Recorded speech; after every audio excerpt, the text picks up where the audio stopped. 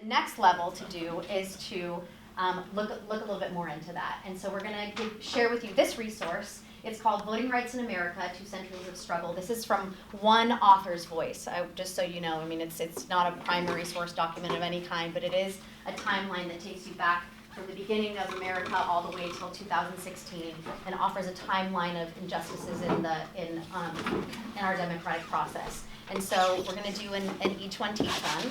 Everybody will have one fact from the timeline. Some are a little bit longer than others.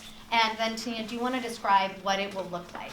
Yeah, so we're going to line up along the back of the room, and if we need to, we'll make a little bit of an L, and everybody should have someone standing in front of them. So why don't we go ahead and do that? You don't need anything, just your Why did you mention Atlanta? I lived there for a while after college. or anything that resonated with anyone, if they'd like to share. Yes. With every person I talked to, the concept came up.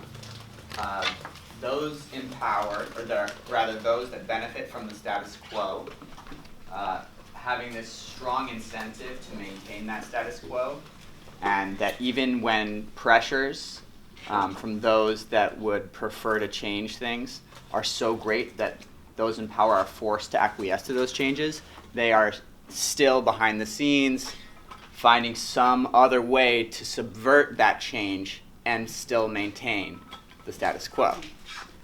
And that was evident in every passage that I encountered. Yeah. It's kind of a tangent, but one of our discussions was around the women's suffrage movement, and read about the beginnings of that movement. It was all female teachers running, like those were the original suffragettes because they had a voice, and it was one of the only professions. Professional professions. Yeah. Oh, I can't, yes. Were you reading? Nope. Okay. But I will. Sloth. Yes, Sloth. Hi, I'm Sloth. President.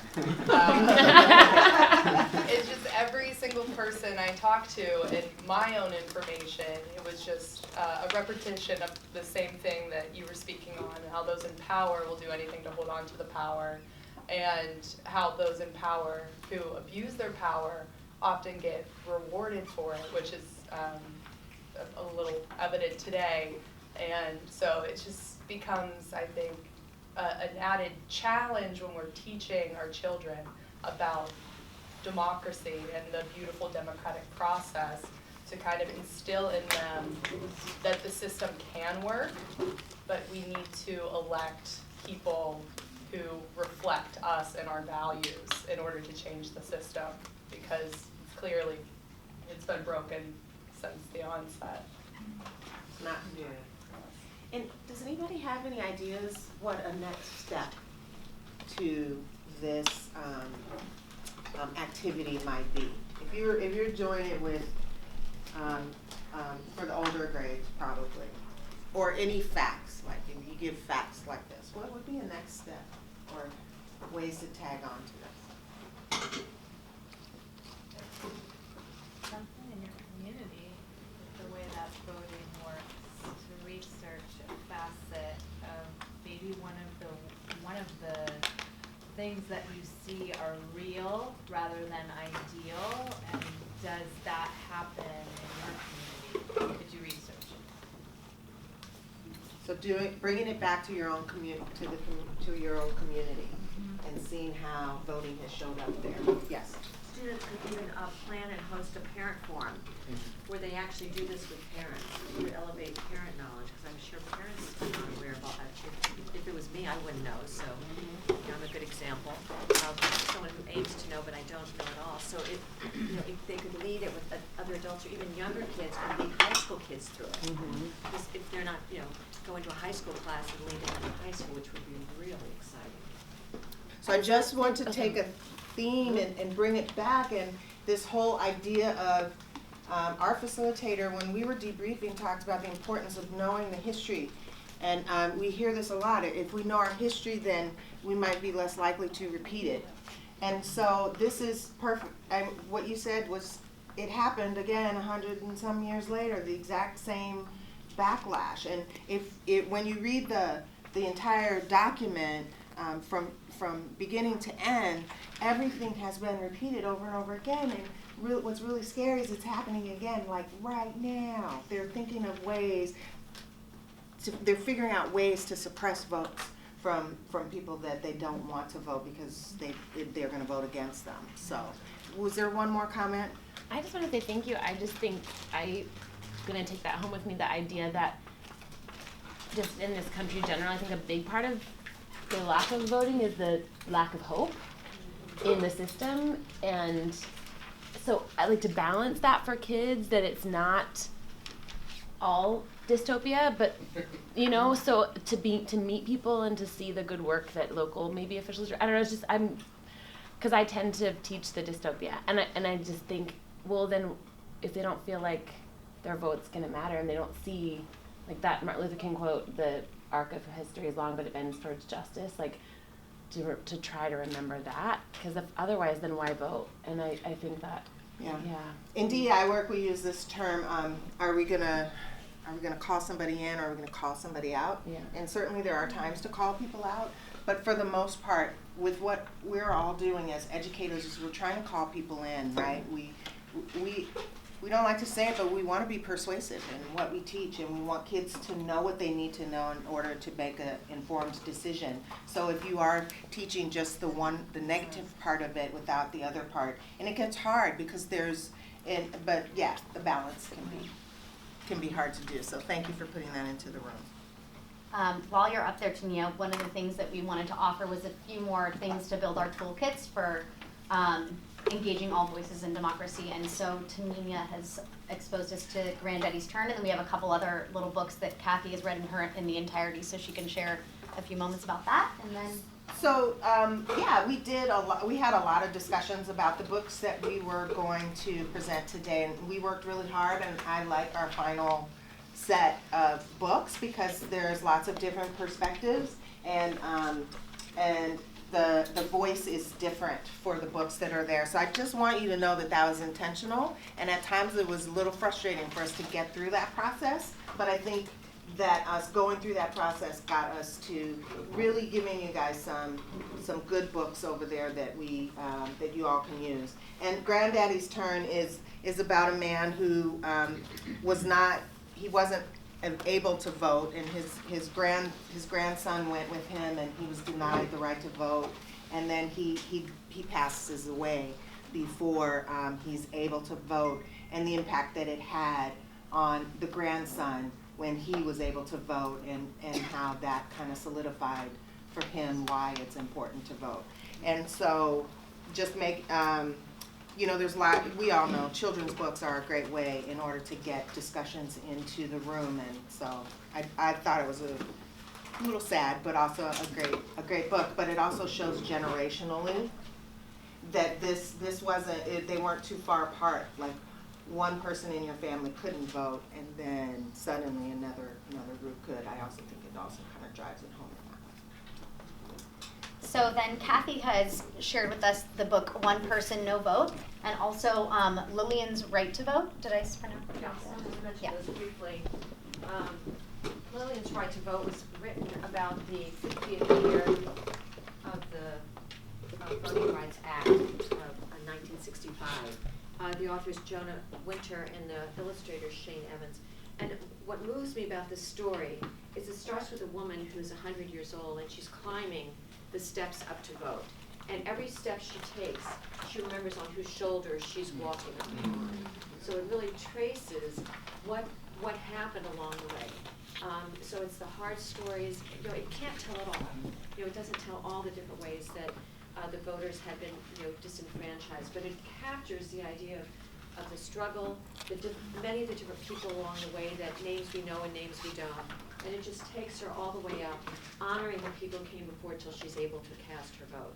So I find this to be a very moving story, and it really has an author's note. It tells you about, and the illustrator is just this amazing young man.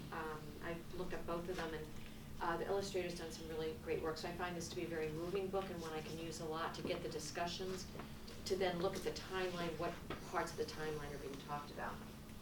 But part of the conversations we had compelled me to personally take a moment to learn more about what's happened in the history of people who've lost the rights to vote. Carol Anderson wrote a book, the name is going to escape me, but it was a bestseller on the New York Times list, and thankfully she wrote a young adult version of that book, One Person, No Vote. I recommend you read this. I mean you, like each of you. Because it was one of the hardest books I read because it's so dense with information, but it was stuff I need to understand and know and be able to, I'm going to read it again actually to capture it more. But it really goes through what's been going on, you know, about voting, how it's been taken away, the history, the intentionality, the different ways that just because we had this Voting Rights Act doesn't mean it's worked. You know, so it really breaks it down about why it doesn't work and why we're in the predicament we are now. And at the end it says what we can do about it. It gives some suggestions. So this is a wonderful book. We're recommending that every middle and high school takes that one book, and then you'll be able to select one book from the others, President of the Jungle, William's Right to Vote, Brett Denny's Journey. And we have a couple of copies of Who's in Charge. Those of you who got my book, The Complete Guide to Service Learning, there is a chapter in it on social change, issues in action. And on page 70, there's a book list, and it lists all the different civil rights books that are referenced throughout the whole book. So there's a lot of good books on here that you can also use, and that chapter on social change deals with a lot of the issues we were talking about today. So I just want to mention that. And the back of your packet is Kathy's latest annotated book list. Right, every year I do a talk at the City of West Hollywood, and we come up with themes. So this year was the environment, it was voting, and it was also just some other my favorite topics, favorite books I found recently about a better world. And there's some wonderful titles in there. I annotated them so you can find the books that are right for you, and I put the grade level on most of them. Those are some newer books that are also just really excellent to deal with these different kinds of topics. You mentioned women's suffragettes. There's a wonderful book that's called Winning the Vote for Women, and it gives you a history of women around the world, not just an American perspective, but a global perspective of women who are working on global rights, on voting rights in all different parts of the world. So that's a real notable book to grab.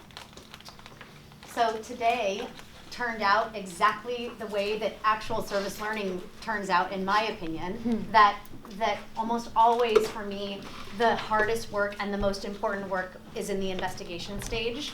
And at least in my second grade classroom, we would spend the concept that we took, the issue that we took on, we would spend the majority of the year investigating, and then in the spring we would do our action plan. So that's kind of what's happening here today. We did save some space at the end of today to talk about the forms of action that we could take. But I think what we'll end up doing today is that as you kind of percolate your ideas and head out, that you would be able to share them here as like a parking lot resource for everybody. You can write down some of your ideas in the 4 categories of action, and then before you go, you can just snap a little photo of all the posters to kind of think about those. But I think that the work that we did today was important and hopefully was helpful and built up your toolbox. And so we do want to leave you with one ECSL collaborative action that you can take going forward. That's called Happy Birthday Now Vote.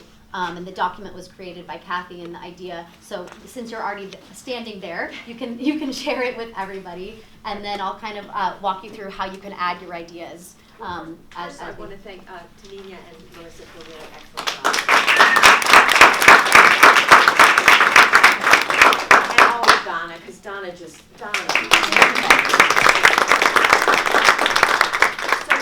I can't remember when, but it was at least 16 years ago that I was consulting, after work at the Museum of Tolerance in New York City, which I heard unfortunately is now closed.